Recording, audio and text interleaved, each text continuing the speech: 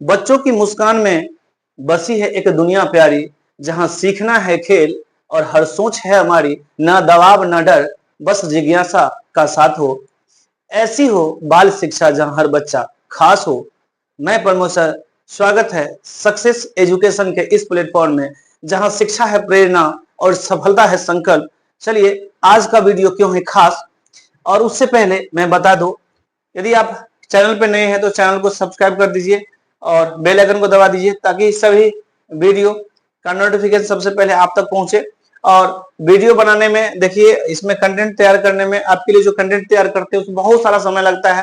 तो आपको कुछ नहीं, वीडियो को क्या लाइक कर दीजिए और चैनल को आप सब्सक्राइब कर दीजिए, यदि आप चैनल को सब्सक्राइब नहीं किए हैं तो। बस एक ही यही हमारे लिए जो है खास होगा, है कि नहीं। तो चलिए, बाल केंद्रित शिक्षा क्या है इसको जानेंगे। और इससे पहले देखिए, आज का जो चैप्टर है एक बहुत खास होने वाला है और बहुत ही डिटेल्स पूर्वक आपको बताएंगे, ठीक है। आज जो पढ़ने वाले हैं बाल केंद्रित एवं प्रगतिशील शिक्षा की अवधारणा, ठीक है, यानी child centred and progressive education concept के बारे में जानेंगे। बहुत ही इंपॉर्टेंट है, इसलिए ध्यान से आप वीडियो को अंत तक बने रहिए, बहुत सारा आपको नॉलेज मिलेगा इसके अलावा, ठीक है। चलिए, बहुत सारा बारीकी से इसको समझाएंगे। चलिए तो चलते हैं आगे। सबसे पहले है बाल केंद्रित शिक्षा क्या है। बाल केंद्रित, ये बाल केंद्रित शिक्षा क्या है ना। बाल केंद्रित क्या होता है, देखिए, बाल केंद्रित शिक्षा एक ऐसी है ना शिक्षणीय शैली है ना, स्टाइल है, जिसमें बालक को है शिक्षा का केंद्र माना जाता है। देख रहे हैं ना, ये बोल्ड वाला है, बालक को शिक्षा का केंद्र माना जाता है। ये अक्सर पूछता है एग्जाम में, ठीक है। इसमें उसकी रुचि, जिज्ञासा, अनुभव और सीखने की गति का सम्मान किया जाता है। किस चीज का सम्मान किया जाता है भाई? रुचि, जिज्ञासा, अनुभव और सीखने की गति को सम्मान किया जाता है, ठीक है। उदाहरण के तौर पर ले लेते हैं, यदि किसी बच्चे को पौधे उगाने में रुचि है तो शिक्षक विज्ञान की अवधारणाएं हैं उसे पौधे उगाने की प्रक्रिया से सिखा सकते हैं। समझ में आया? यानी इस प्रणाली में क्या होता है इस प्रणाली में शिक्षा केंद्र पाठ्यक्रम नहीं बल्कि स्वयं शिक्षार्थी होता है।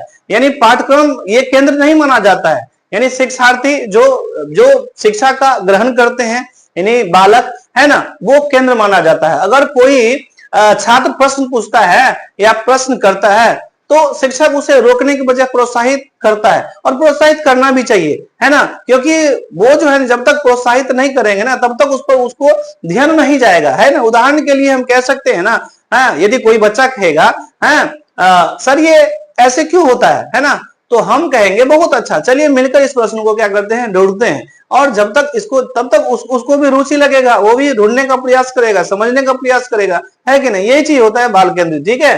तो बाल केंद्रित याद रखना है, जो बालक को शिक्षा का केंद्र माना जाता है, ठीक है।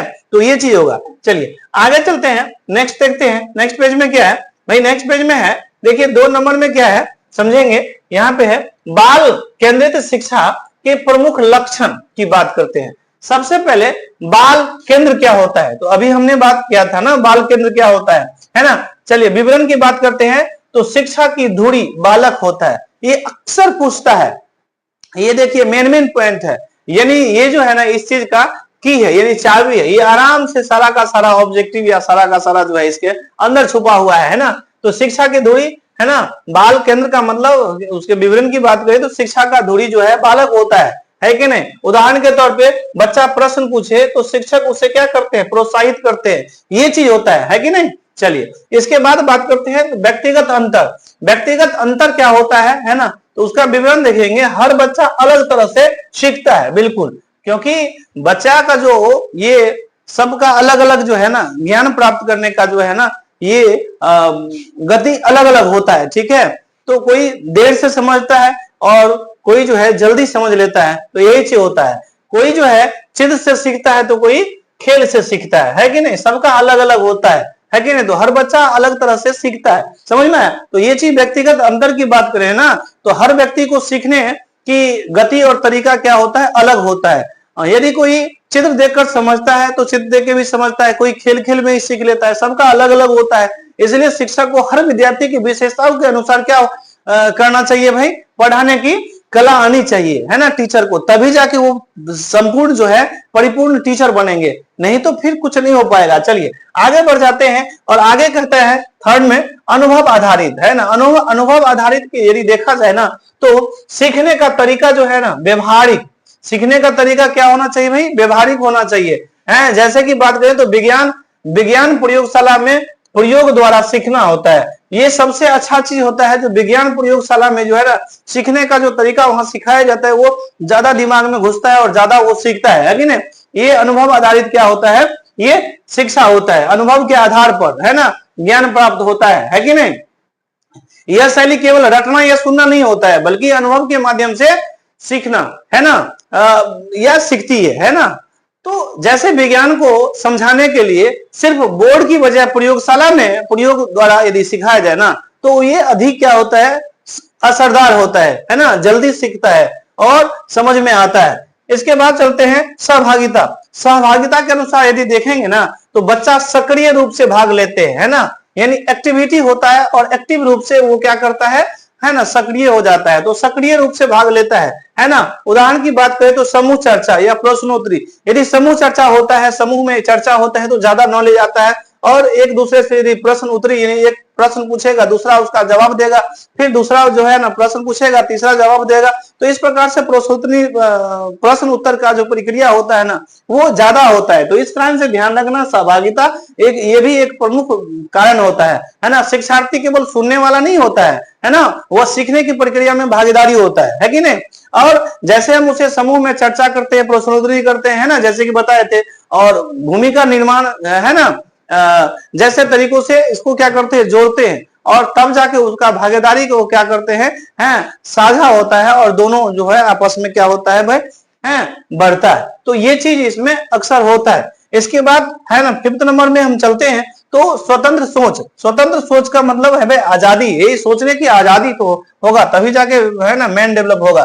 तो बालक खुद विचार करे, बालक क्या करता है, खुद विचार करता है ना, यानी स्वतंत्र सोच ये जो एक जो है ये पॉइंट है। तो बालक खुद विचार करे, कहानी का अंत बच्चा खुद तय करेगा, बिल्कुल, यदि विचार करेगा तो कहानी का अंत बच्चा क्या करता है, खुद तय करता है। बाल केंद्रित शिक्षा जो है ना केवल उत्तर बताने की अपेक्षा जो है ना सोचने, कल्पना करने और निर्णय लेने की स्वतंत्रता क्या करती है, देती है ना। जैसे एक अधूरी कहानी सुनकर उनसे कहा जाए, है ना, उनसे क्या कहा जाए, यदि उनसे कहा जाए ना अब आप बताइए इसका अंत क्या हो सकता है, तो कुछ ना कुछ तो वो चिंतन करेगा, है ना। इससे चिंतन और विश्लेषण क्षमता दोनों उसको क्या होगा, विकसित होगा। तो ये चीज होता है।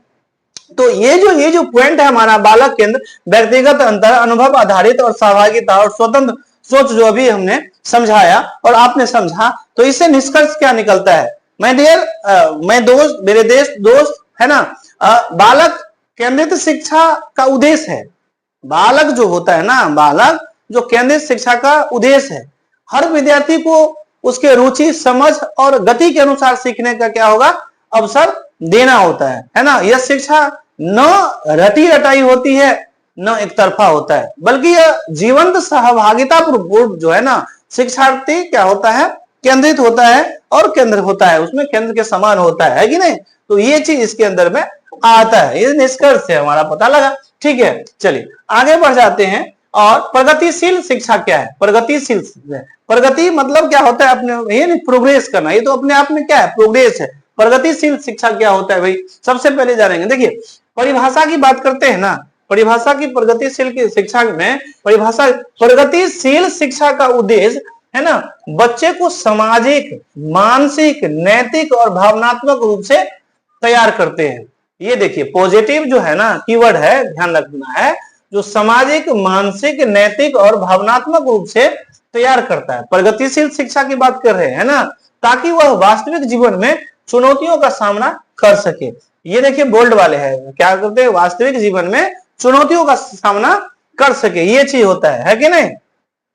यानी समझना ये है जो प्रगतिशील जो शिक्षा होता है ना उसका उद्देश्य क्या होता है, तो विद्यार्थी को सामाजिक, मानसिक, नैतिक और भावनात्मक रूप से क्या होता है, तैयार करना होता है, और ताकि वह अपने जीवन के चुनौती का सामना आराम से क्या कर सकते हैं। इसके बाद देखिए है ना जॉन क्या है, जॉन डोवे का कथन क्या है, एजुकेशन इज नॉट है preparation for life, education is life itself, है ना। इसका मतलब ये चीज हो जाता है, इसका मतलब होता है जो शिक्षा जीवन की तैयारी नहीं, स्वयं जीवन ही है कि नहीं। तो ये चीज होना है।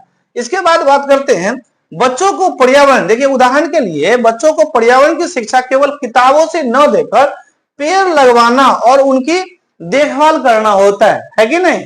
अगर हम पर्यावरण पढ़ रहे हैं तो सिर्फ किताब पढ़ने से नहीं होगा। किताब पढ़ने के बजाय पेड़ लगवाना, उनकी देखभाल करवाना, यह प्रगतिशील शिक्षा का एक उदाहरण होता है कि नहीं। तो इस चीज को ध्यान से उसको रखेंगे, ठीक है। चलिए आगे हम बढ़ते हैं, यहाँ पे देखेंगे, है ना। उदाहरण तो हो चुका है। इसके बाद जाते हैं, चलते हैं फोर्थ नंबर में। फोर्थ में कहता है बाल केंद्रित, ध्यान पूर्वक देखेंगे, है ना। तो बाल केंद्रित एवं प्रगतिशील शिक्षा में शिक्षक की भूमिका क्या होता है। शिक्षक की भूमिका क्या, किसी में बाल केंद्रित एवं प्रगतिशील शिक्षा में शिक्षक की भूमिका क्या। देखिए भूमिका की बात करते हैं, मार्गदर्शक, ठीक है। मार्गदर्शक क्या होता है समझेंगे। केवल निर्देश देना उत्तर नहीं, ठीक है। जैसे बच्चा खुद उत्तर खोजे, यानी केवल जो निर्देश देना ये उत्तर नहीं होता है कि नहीं। माय डियर, जब हम बाल केंद्रित या प्रगतिशील शिक्षा की बात करते हैं तो उसमें शिक्षक की भूमिका पारंपरिक भूमिका से बिल्कुल अलग होता है। पारंपरिक का मतलब होता है जो पुराने जमाने के मुताबिक चलता आ रहा है ना, पुराने समय के मुताबिक, है ना। अब हम केवल पढ़ाने वाले नहीं बल्कि, है ना, सीखने की प्रक्रिया में एक सहयोगी यानी मार्गदर्शक और नवाचार बन जाते हैं। टीचर की बात कर रहे हैं ना, इस कारण से। तो आइए इसे चार मुख्य भूमिका में क्या करते हैं, उसको बांटते हैं। तो चार मुख्य भूमिका में मार्गदर्शक है, संसाधन प्रदाता है और निरीक्षक है कि नहीं, और नवाचारक है। तो मार्गदर्शक की बात करते हैं तो केवल निर्देश देना ये उत्तर नहीं है, बच्चा खुद उत्तर खोजे, बिल्कुल। ये तो सबसे पहले शिक्षक अब सिर्फ उत्तर देने वाला नहीं होता है ना। हमारा काम क्या है, हमारा काम है दिशा दिखाना, ताकि विद्यार्थी खुद समाधान तक पहुंच सके, है कि नहीं। उदाहरण के लिए यदि छात्र पूछता है सर ये उत्तर क्या होगा, तो हम क्या कहेंगे, है ना। हम कहेंगे आप सोचिए, क्या कोई तरीका है जिससे आप खुद इसे खोज सकते हैं। बिल्कुल। तो इससे छात्र की आत्मनिर्भरता और सोचने की क्षमता जो है ना विकसित होती है, और इतना विकसित होता है मतलब बहुत जल्द विकसित हो जाती है कि नहीं। तो वो चीज होता है। चलिए अब सेकंड पढ़ते हैं, संसाधन प्रदाता। संसाधन प्रदाता में देखते हैं सामग्री उपलब्ध कराना। सामग्री उपलब्ध कराना जैसे मॉडल, चार्ट, वीडियो देना। देखिए ये की पॉइंट है। इससे जो है ना, इस चीज को ध्यान में रखेंगे ना तो सारा का सारा जो है ना बात आराम से याद आ जाएगा। तो संसाधन प्रदाता क्या होता है, देखिए यह दूसरी भूमिका होती है। विद्यार्थी को सामग्री उपलब्ध कराना होता है ना। हमें केवल बोलकर नहीं बल्कि सीखने के लिए मॉडल के द्वारा, चार्ट के द्वारा, डायग्राम के द्वारा, वीडियो के द्वारा, एप्स के द्वारा, है ना, ये ऐसे चीजों से उपलब्ध कराना चाहिए ताकि विद्यार्थी को जल्द सीखने में जो है ना योगदान मिले। तो जैसे उदाहरण की बात करते हैं, है ना, यदि हम तिजोरी के बनावट पढ़ा रहे हैं ना तो उसका 3D मॉडल या वीडियो दिखाना अधिक प्रभावी होगा। तो ज्यादा वो समझ में आएगा जो 3D मॉडल के अनुसार जो है ना तिजोरी कैसे बनाए जाते हैं, उसमें कौन कौन सा पार्ट होता है, ये कहाँ पे लगता है, तो ये सारा। चलिए आगे बढ़ते हैं, निरीक्षक। निरीक्षक में देखते हैं विवरण क्या है, बच्चे के व्यवहार का आकलन। बच्चे के व्यवहार में आकलन। तो बच्चे के व्यवहार में आकलन क्या होता है, ये तीसरी भूमिका ये भी है। शिक्षक अब एक संवेदनशील निरीक्षक भी होते हैं, है ना। हमें यह समझना होता है कि कौन विद्यार्थी कहाँ अटक रहा है ना, किसको किस प्रकार की सहायता चाहिए। तो ये सारा चीज निरीक्षक होता है ना। ये टीचर का जो है ना सहभागिता होता है, टीचर का योगदान होना चाहिए, है कि नहीं। जैसे देख लेते हैं बच्चा कहाँ अटक रहा है, बिल्कुल वो देखना होगा। बच्चा कहाँ अटक रहा है वो देखना होगा। यदि कोई विद्यार्थी बार बार एक ही गलती को बार बार दोहरा रहा है ना तो हम उसका क्या करते हैं, चुपचाप कारण पूछते हैं, है ना, और चुपचाप अवलोकन करके खोजने के लिए हम उसको कहते हैं, है कि नहीं, ना कि उसे डांटते हैं। डांटेंगे तो फिर क्या होगा, तब तो ये समावेशी शिक्षा या शिक्षा का उद्देश्य तो पूरा नहीं हो पाएगा ना। यह सूक्ष्म निरीक्षण की सही जो है ना ये हस्तक्षेप वाली कुंजी है ना, चाबी है, ध्यान रखेंगे, ठीक है। इसके बाद बात करते हैं नवाचारक, और ये कितने, ये फोर्थ है, चौथा है नवाचारक। ठीक है, देखिए नया तरीका अपनाना, नवाचारक में नया तरीका को अपनाना होता है ना। तो अब सबसे दिलचस्प भूमिका क्या होता है, शिक्षक एक नवाचार बनता है ना। हमें रोज रोज एक जैसे, है ना, एक तरीके नहीं बल्कि नए नए तरीके से क्या करते हैं अपनाते हैं, उसको समझाते हैं। जैसे कहानी सुनकर पढ़ना होता है, रोल प्ले करना होता है, खेलों के जरिए सीखना होता है, ये सारा का सारा होता है। ठीक है, उदाहरण के तौर पर देखते हैं, खेल गतिविधि कहानी से पढ़ना, खेल गतिविधि है, कहानी से पढ़ना होता है। तो ये कहानी के मार्फत से चित्र और समूह गतिविधि होता है ना, ये वह बात बच्चे के मन में क्या होता है, ज्यादा उतरती है और ज्यादा समझ में आता है ना। अगर हमें पर्यावरण से पढ़ना है तो सिर्फ परिभाषा नहीं बल्कि कहानी और चित्र के, है ना, सामूहिक गतिविधि को भी समझना होगा। तो इस प्रकार से होता है। ठीक है, चलिए इसके बाद हम बात करते हैं नंबर 5। नंबर 5 में देखिए, ये बहुत इंपोर्टेंट है। ये क्यों इंपोर्टेंट है, देखिए। अच्छा, सबसे पहले हम जानेंगे इसका जो निष्कर्ष होता है ना, इसमें हमारा निष्कर्ष क्या निकलता है। ये जो अभी हमने पढ़ा था, इसमें मार्गदर्शक, संसाधन प्रदाता, निरीक्षक और नवाचार, इसमें हमारा निष्कर्ष क्या निकलता है कि नहीं। तो देखिए माय डियर, माय फ्रेंड्स, मेरे दोस्त, है ना, मेरे भाई, बाल केंद्रित और प्रगतिशील शिक्षा में शिक्षक अब कोई, है ना, क्या करते हैं, शताब्दी व्यक्ति नहीं होते हैं, है ना, बल्कि वह एक ऐसे साथी होते हैं, एक प्रेरक होते हैं, एक मार्गदर्शक होते हैं। हमें विद्यार्थी की रुचियों, जरूरतों और सक्षमताओं के अनुसार स्वयं को क्या करना पड़ता है, डालना पड़ता है। तभी हम एक प्रभावी शिक्षक क्या कर पाते हैं, बन पाते हैं, है कि नहीं। तो इस प्रकार से ये चीज होता है। चलिए आगे बढ़ जाते हैं। ये हमारा निष्कर्ष था, है ना। उससे ये 4 पॉइंट से हमारा निष्कर्ष क्या निकला, ये चीज है। चलिए इसमें अब देख लेते हैं, ये कहता है 5 में बालक की भूमिका। तो देखिए स्वशिक्षक का अर्थ के मुताबिक देखा जाए ना, तो स्वशिक्षक का अर्थ होता है खुद सीखना चाहता है, नया शब्द खोज कर। ये यहाँ पे हम देख लेते हैं, यहाँ पे खुद सीखना चाहता है कि नहीं, खुद सीखना। और उदाहरण की बात, नया शब्द खोज कर अर्थ को समझना होता है कि नहीं। तो स्व शिक्षक यानी सेल्फ लर्नर की बात करते हैं।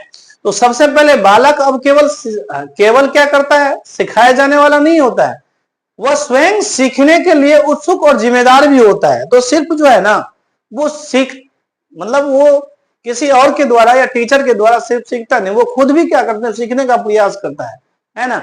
उदाहरण की बात करें तो अगर वह कोई नया शब्द सुनता है तो वह स्वयं उसका अर्थ खोजने का प्रयास करता है, न कि केवल शिक्षक पर ही निर्भर होता है। नहीं, यह प्रवृत्ति ही उसे जीवन भर सीखने वाला बनाती है कि नहीं। तो वो चीज होता है। ठीक है, चलिए सेकंड में बात करते हैं, तो जिज्ञासु, है ना। जिज्ञासु का अर्थ क्या होता है भाई, प्रश्न करता है। जिज्ञासु का अर्थ क्या होता है, यानी जिज्ञासु ये वो खुद एक्टिव है ना, प्रश्न करने वाला होता है। जैसे बात करते हैं, पानी ऊपर क्यों नहीं जाता है ना। ये उदाहरण ये कह सकते हैं, पानी नीचे जाता है। जैसे देखते हैं जो बारिश होता है, पानी नीचे ही जाता है, या बहुत ज्यादा पानी होता है बारिश के समय तो नीचे की तरफ जाता है भाई। तो ये प्रश्न तो बनता है ना। तो इस प्रकार से हम कह सकते हैं ना, ये दूसरी भूमिका होता है, ये प्रश्न पूछने की क्षमता और इच्छा होता है माय फ्रेंड्स। ठीक है, तो जब बालक सवाल करता है तो पानी ऊपर क्यों नहीं जाता है, तो यह केवल उसकी जिज्ञासा नहीं दर्शाता है, बल्कि यह दर्शाता है कि वह सोच रहा है, क्या सोच रहा है ना, ये समझना चाहता है और ज्ञान में रुचि ले रहा है। मतलब ये आ जाता है ऑटोमेटिक, है ना। तो शिक्षक का कार्य है इस जिज्ञासा को, है ना, कुचलना नहीं बल्कि उसको, है ना, प्रेरित करना, पोषित करना, ये सारा का सारा जो है इसके अंतर्गत आता है। ठीक है, चलिए इसके बाद सहभागिता करता है, चर्चा में भाग लेता है और समूह में क्या करता है, विचार करता है। बिल्कुल विचार करता है भाई, एकदम कोई दिक्कत नहीं है। सहभागिता जो करता होता है ना, यानी एक्टिव जो होता है, वो तीसरी भूमिका होता है। ये कौन सा भूमिका, तीसरी भूमिका होता है। अब बालक केवल चुपचाप सुनने वाला नहीं होता है, बल्कि सक्रिय यानी एक्टिव रूप से क्या करता है, शैक्षणिक प्रक्रिया में भाग लेने वाला होता है ना। जैसे वह समूह, जैसे उदाहरण के लिए हम बात करते हैं, तो वह समूह चर्चा में अपनी विचार को रखता है और कक्षा में प्रश्नोत्तरी में भाग लेता है। जो प्रश्न उत्तर जो होता है उसमें भाग लेता है, प्रश्न पूछता है उसको जवाब देता है कि नहीं। और अपने विचारों को खुलकर व्यक्त करता है। इससे उसका आत्मविश्वास और भाषा कौशल दोनों विकसित होता है कि नहीं। तो इससे हमारा इस चीज से हमारा निष्कर्ष क्या निकला है, ये तो बात है। स्व शिक्षक और जिज्ञासु और सहभागिता करता जो, इससे हमारा निष्कर्ष क्या निकला है मेरे दोस्त, बाल केंद्रित शिक्षा बालक का श्रोता से सक्रिय सहभागिता है और आदेश पालक से है जिज्ञासु अन्वेषक बनता है। जिज्ञासु क्या करता है, अन्वेषक बनता है। जब बालक सीखने की प्रक्रिया में खुद जिम्मेदारी लेता है तो शिक्षा उसके जीवन का हिस्सा बन जाता है, न सिर्फ परीक्षा की तैयारी करता है कि नहीं। तो वो चीज ध्यान रखना है, ये ध्यान रखने वाली बात है कि नहीं। चलिए आगे बढ़ जाते हैं। आगे देखिए, परंपरागत बनाम बाल केंद्रित शिक्षा, है ना। बनाम का मतलब क्या भाई, अंतर। बनाम का मतलब क्या होता है, अंतर, ये अंतर, ठीक है। तो परंपरागत जो पुराने जमाने से चलता आ रहा है ना, तो वो चीज है। और बाल केंद्रित शिक्षा जो अभी के है, हमारा जो मॉडर्न जो टाइम चलता है उसके अनुसार से कह रहा है कि नहीं। तो बालक की भूमिका की बात कर रहे हैं, है कि नहीं। चलिए तो यहां पे हम बात करते हैं तो विशेषता क्या है, विशेषता क्या है, यानी शिक्षक का, है ना। और परंपरागत शिक्षा क्या होता है, संस्थान केंद्र में होता है। बिल्कुल बिल्कुल। अब देखिए यहाँ पे बात है, परंपरागत तो जान चुके हैं ना, जो परंपरागत का मतलब पुराने जमाने हमारे जो पूर्वज है ना, पूर्वज के मुताबिक जो है ना चलता आ रहा है, वो चीज परंपरागत होता है कि नहीं। तो वो चीज ये समझने वाली बात है। चलिए, शिक्षक का स्थान, शिक्षक का स्थान यहाँ पे पुराने जमाने के मुताबिक शिक्षक का स्थान केंद्र में, शिक्षक का स्थान केंद्र में। लेकिन अभी के समय में क्या है ना, अभी के समय में बालक का केंद्र में है, वो चीज ध्यान रखना है।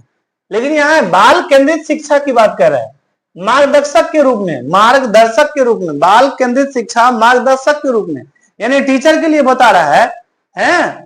अब हम तुलना करेंगे, जो परंपरागत शिक्षा और बाल केंद्रित शिक्षा के बीच में यह फर्क जानना होता है ना। और ये सीटेट में कई बार पूछता है और जरूरत भी है। और सीटेट में पूछता ही सिर्फ नहीं है, सीटेट में जो हम जो टीचर बनने योग एग्जाम देते हैं और परिपूर्ण टीचर बनने के लिए हम पूरा तैयार हो जाते हैं, है ना, बच्चे को पढ़ाने के लिए, तो ये बहुत जरूरी होता है। एक समझदार शिक्षक बनने के लिए बहुत जरूरी होता है कि नहीं। तो शिक्षक का स्थान जो होता है ना, उसके मुताबिक हम बात करते हैं। शिक्षक का स्थान के मुताबिक शिक्षक का जो है जो स्थान होता है वो पुराने के जमाने के मुताबिक, परंपरागत शिक्षा और बाल केंद्रित शिक्षा के बीच की बात है। यह फर्क जानना जरूरी है। परंपरागत शिक्षा में शिक्षक ही ज्ञान का केंद्र होता था और होता है अभी भी परंपरागत के मुताबिक। लेकिन बाल केंद्रित शिक्षा में शिक्षक केवल मार्गदर्शक होता है, जो सिखाने के बजाय सीखने में क्या करता है, मदद करता है। वही तो मार्गदर्शक होता है कि नहीं। ध्यान रखने वाली तो बात है। इसके बाद हम बात करते हैं पाठ्यक्रम, यानी कठोर व विषय वस्तु है आधारित। तो कठोर व विषय वस्तु आधारित की बात करते हैं जैसे, और ये देखिए परंपरागत स्थिति में पाठ्यक्रम की बात है कठोर, और वह विषय वस्तु आधारित था, यानी विषय वस्तु के आधारित था और कठोर था। लेकिन अभी के समय में बात करते हैं तो लचीला व बालक की रुचि पर आधारित होता है। बाल केंद्रित शिक्षा बताता है कि नहीं, वो चीज ध्यान रखना है। यानी परंपरागत में क्या होता है, पाठ्यक्रम जो होता है, परंपरागत में पाठ्यक्रम होता है कठोर, पहले से निर्धारित और विषय पर आधारित होता है। लेकिन बाल केंद्रित शिक्षा में यह होता है जो लचीला होता है, रुचिपूर्ण होता है और भावात्मक होता है। तो ये चीज ध्यान रखने वाली बात है, ठीक है। अब देखिए विधि की बात करते हैं। तो विधि परंपरागत में व्याख्यान आधारित होता है। क्या होता है, व्याख्यान आधारित होता है। यानी परंपरागत जो है लेक्चर मेथड, यानी व्याख्यान देना, लेक्चर मेथड होता है। लेकिन यही हमारा बाल केंद्रित गतिविधि आधारित होता है। यानी बाल केंद्रित की बात करते हैं तो अधिकतम सहभागिता जो है बच्चा खुद से सोचते हैं। यानी बाल केंद्रित जो है एक्टिविटी बेस्ड होता है लर्निंग, है ना, यानी अनुभव और गतिविधि से सीखना होता है। ये चीज ध्यान रखने वाली बात है। चलिए सहभागिता देखते हैं। तो परंपरागत शिक्षा में न्यूनतम है, जबकि बाल केंद्रित शिक्षा में क्या है, अधिकतम है। मतलब न्यूनतम का मतलब कम। सहभागिता यदि हम बात करते हैं तो परंपरागत में क्या है, न्यूनतम होता है। यानी परंपरागत जो है न्यूनतम सहभागिता होता है, बच्चे सिर्फ सुनते थे, है ना। लेकिन बाल केंद्रित के अनुसार देखते हैं तो अधिकतम सहभागिता होते हैं, बच्चे खुद से सोचते हैं, है ना, करते हैं और प्रश्न को पूछते हैं, है ना। तो ये चीज ध्यान रखना है। तो ध्यान रखने वाली बात है मेरी डियर, तो शिक्षा तभी सार्थक है जब बालक स्वयं उस प्रक्रिया का हिस्सा बने, तब जाके होता है। ठीक है, तो चलिए अब और जो हम बात करते हैं, और देखिए यहाँ पे साथ में देखते हैं महत्वपूर्ण शिक्षा शास्त्री के द्वारा जो है, ये सबका अपना अपना तथ्य है। ठीक है, शिक्षा शास्त्री है योगदान और विचार, है ना।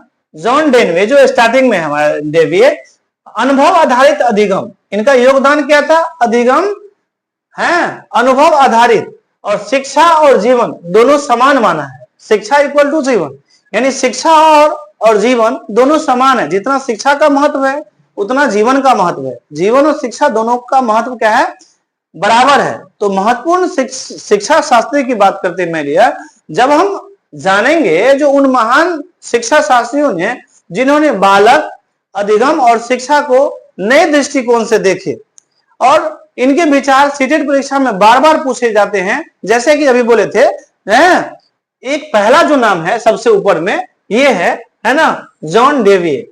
ये अनुभव आधारित अधिगम की बात करता है, शिक्षा और जीवन को समान माना है कि नहीं। यानी इन्होंने कहा education is not preparation for life, education is life itself.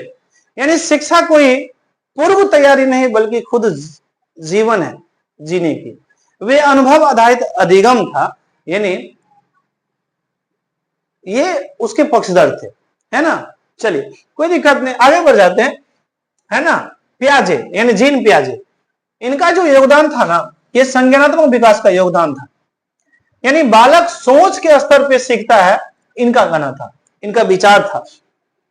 तो संज्ञानात्मक विकास जो है, जिसे हम कॉग्निटिव डेवलपमेंट कहते हैं, इनके सिद्धांत के लिए काफी प्रसिद्ध है, प्रचलित है ना।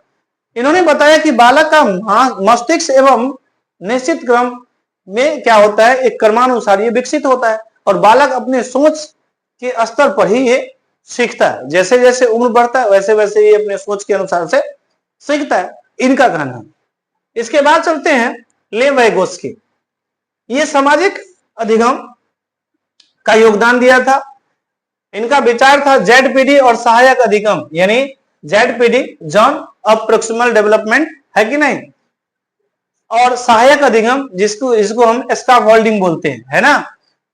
तो ये ले वैगोस्की का अनुसार था। इन्होंने बताया था कि बालक अकेले नहीं बल्कि सामाजिक वातावरण में ही सीखता है। उनका प्रमुख योगदान जेडपीडी था, यानी जोन ऑफ प्रोक्सिमल डेवलपमेंट, है ना। और सेकेंड जो था, है ना, स्काफ होल्डिंग था, यानी सहायक अधिगम था। तो इन्होंने दो चीज पर ज्यादा जोर देके, है ना, इनका विचार था, है ना।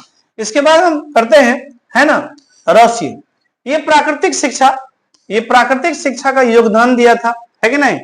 बालक स्वभाव से अच्छा है, बालक स्वभाव से, यानी हर बच्चा जो है ना, जब छोटे होते बचपन में स्वभाव से अच्छा ही होता है, लेकिन बाद में वो जो है चेंज हो जाता है। और जब छोटे में स्वभाव से अच्छा होता है वो प्राकृतिक शिक्षा में आता है ना। इनका विचार था प्राकृतिक शिक्षा यानी कुदरत का, ठीक है, इस पर हम मानव का कोई जोर नहीं, है ना, बचपन की बात कह रहा है कि नहीं। तो ये चीज था। शिक्षा को उन्होंने प्राकृतिक और स्वतंत्र बनाने की बात कही है। उन्होंने कहा है बालक जन्म से अच्छा है, समाज उसे क्या कर देता है, बिगाड़ देता है। ये चीज उनका कहना था। इन सभी विचारों का मूल मंत्र ये है, बालक को समझो फिर पढ़ाओ, ये चीज उनका कहना था, ठीक है। चलिए आगे बढ़ जाते हैं और आगे हम बात करते हैं 8 नंबर की बात करते हैं। तो सारांश तालिका है, इससे हमारा बहुत कुछ सीखने को मिलेगा, है समरी टेबल जिसे कहते हैं। ये तुलना करना होता है कि नहीं, जो विषय क्या है, केंद्र, पद्धति और लक्ष्य और मूल्य के आधार पर, है कि नहीं। बाल केंद्रित शिक्षा और प्रगतिशील शिक्षा, इस दोनों में बाल केंद्रित शिक्षा और प्रगतिशील शिक्षा, इस दोनों में अंतर की बात है कि नहीं। चलिए सबसे पहला शुरुआत करते हैं केंद्र। बालक को बाल केंद्रित शिक्षा में बालक को केंद्र माना है, लेकिन प्रगतिशील शिक्षा में सामाजिक अनुभव, ये है सामाजिक अनुभव को क्या माना है, केंद्र माना है कि नहीं। तो बालक केंद्रित शिक्षा जो है ना, इसके अनुसार यह शिक्षा पद्धति बालक को केंद्र में रखता है, बालक ही अध्ययन का केंद्र होता है, यानी चाइल्ड इज द सेंटर, ठीक है। लेकिन यही प्रगतिशील शिक्षा की बात करते हैं तो प्रगतिशील शिक्षा में कहता है उसके अनुसार यह समाज के अनुभवों पर आधारित होता है, सामाजिक परिवेश और अनुभव इसके मूल में है ना, यानी फोकस ऑन सोशल एक्सपीरियंस में, ठीक है, एक्सपीरियंस, ओके। तो ये चीज होता है। चलिए आगे चलते हैं। यहाँ पे पद्धति क्या है, बालक केंद्रित शिक्षा के अनुसार गतिविधि आधारित होता है, लेकिन प्रगतिशील शिक्षा के अनुसार ये अनुभव आधारित होता है। यानी पद्धति को हम ध्यान से देखेंगे ना तो बालक केंद्रित शिक्षा यानी गतिविधि आधारित शिक्षण को प्राथमिकता मिलती है ना, खेल प्रोजेक्ट गतिविधियां प्रमुख होती है, यानी एक्टिविटी बेस्ड मेथड, ठीक है। लेकिन यही प्रगतिशील शिक्षा की बात करते हैं तो अनुभव आधारित शिक्षा पर बल दिया जाता है और बच्चों को अनुभव के माध्यम से ही सिखाया जाता है ना, यानी एक्सपीरियंस बेस्ड लर्निंग है कि नहीं। चलिए इसके बाद हम बात करते हैं आगे लक्ष्य, ठीक है। लक्ष्य में देखिए समग्र विकास यानी सभी का विकास, ठीक है, बाल केंद्रित शिक्षा के अनुसार। लेकिन प्रगतिशील शिक्षा के लिए है व्यवहारिक विकास, है कि नहीं। यानी बाल केंद्रित शिक्षा की बात करें तो बालक के समग्र विकास के लक्ष्य को माना जाता है। शारीरिक हुआ, मानसिक हुआ, सामाजिक हुआ, नैतिक हुआ, ये सभी पहलुओं का विकास होता है कि नहीं, यानी होलिस्टिक डेवलपमेंट की बात कह रहा है कि नहीं। इसके अनुसार हम चलते हैं तो प्रगतिशील शिक्षा की बात करते हैं तो बच्चे के जीवन में क्या होता है, व्यवहारिक रूप से तैयारी करना होता है, शिक्षा का उद्देश्य वास्तविक जीवन में जोड़ना होता है, यानी प्रैक्टिकल जो होता है ना ये अपने लाइफ के लिए ये करता है, ठीक है। तो इसके बाद हम चलते हैं मूल की बात करते हैं तो मूल में बाल केंद्रित शिक्षा स्वतंत्रता और रुचि प्रदान करवाता है, जबकि प्रगतिशील शिक्षा जो है लोकतंत्र और रचनात्मक होता है कि नहीं। यानी बाल केंद्रित जो शिक्षा होता है इसमें स्वतंत्रता और रुचि का महत्व दिया गया है और दिया जाता है। बच्चा अपनी गति और रुचि के अनुसार क्या करता है, सीखता है, यानी फ्रीडम एंड इंटरेस्ट, ये चीज है। लेकिन यही प्रगतिशील शिक्षा की बात करते हैं तो इसमें लोकतंत्र, सोच और रचनात्मक को बढ़ावा मिलता है, विचारों को आजादी और समस्या समाधान क्षमता विकसित होता है कि नहीं। तो इसीलिए डेमोक्रेसी एंड क्रिएटिविटी होता है ना। तो इस प्रकार से हम आराम से कह सकते हैं, कोई दिक्कत नहीं, ठीक है। चलिए इसके बाद हम बात करते हैं आगे शायद नहीं है, चलिए कोई दिक्कत नहीं। तो वीडियो कैसा लगा, वीडियो अच्छा लगा तो वीडियो को लाइक कर दीजिए, चैनल को सब्सक्राइब कर दीजिए, ठीक है, बेल आइकन को दबा दीजिए ताकि सभी वीडियो आप तक सबसे पहले पहुंचे। देखिए इसको तैयार करने में बहुत समय लगता है तो आप एक सब्सक्राइब तो कर ही सकते हैं, सब्सक्राइब कर दीजिए। चलिए कमेंट सेक्शन में कुछ आप लिख सकते हैं, अपना प्रतिक्रिया देना होगा तो आप लिख सकते हैं, कोई दिक्कत नहीं है। फिर नेक्स्ट वीडियो में मिलेंगे, तब तक के लिए जय हिंद, थैंक यू।